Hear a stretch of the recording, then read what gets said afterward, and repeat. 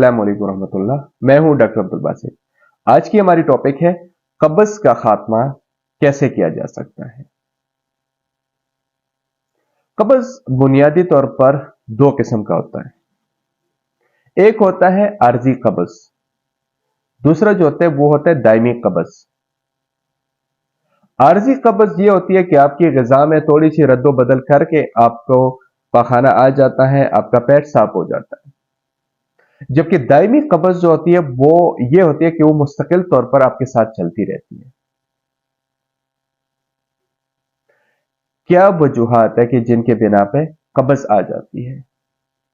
हम जब गैर मुतवाज़िन ग़िज़ा खाते हैं मुसलसल, जैसे फास्ट फूड, कोल्ड ड्रिंक्स, तो हमारे आंतों में सुद्दे से बन जाते हैं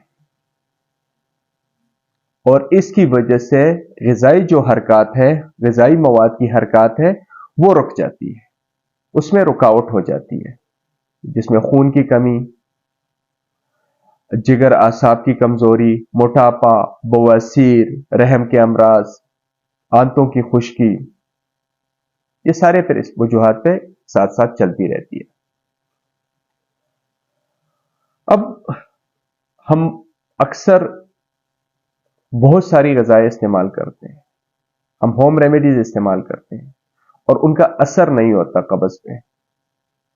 कब्ज की जो शिद्दत होती है उसमें कमी नहीं आती और दिन ब दिन हमारा कब्ज जो है वो बढ़ता जाता है। फिर कब्ज के बाद एक दूसरा स्टेप आता है, उसको कहते हैं बवासीर।